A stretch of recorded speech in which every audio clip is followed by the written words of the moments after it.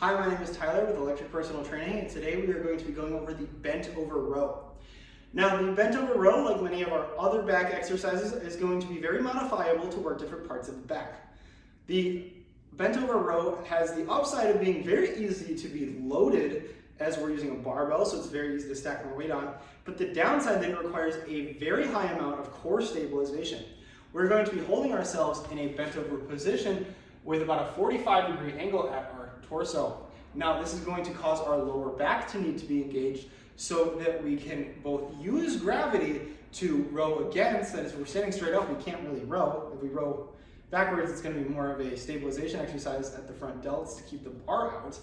But if we bend over too much, it'll be too much stress on the lower back. So we're going to shoot for about a 45-degree angle. Now, to choose which muscles we're using, we're going to either go under or overhand. An underhand row is going to involve the biceps more, but put most of the focus on the lats. Now, with an overhand grip, we're typically want to grab a little wider, and we're going to be working more of the upper back, that being the rear delts and the traps.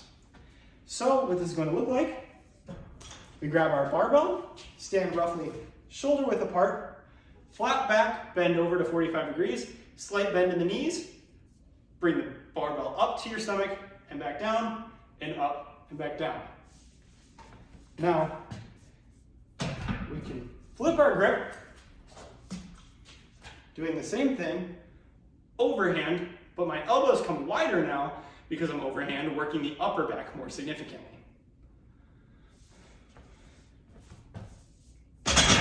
This is a great exercise to involve straps in as well, as you'll typically be able to load this exercise pretty heavily compared to your other rows, and you want to keep the forearms from being a limiting factor. It's also worth noting this is not an exercise where you should be incorporating a split grip. Split grip is common for deadlifts, but since our grip is going to change which muscles are working, we do not want to involve a split grip. That is not something we want to include on a bent over row. That's about it for the bent over row. It looks relatively complicated, and it is when you do it, but once you get the hang of it, it's pretty simple. It's definitely not going to be your best exercise for building a back for hypertrophy purposes, just because it's hard to overload once you get to a certain point. That is, the core stabilization is going to become more so than the back involvement.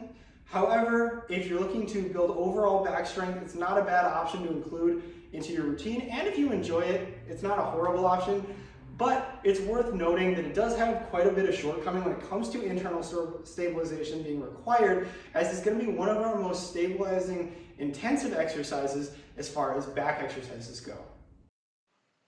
And that's about going to wrap it up for this one. Thank you so much for watching. If you like this content and want to see more fitness content from EPT, go ahead and subscribe here for more videos, as well as on Facebook and Instagram at EPT Evanston.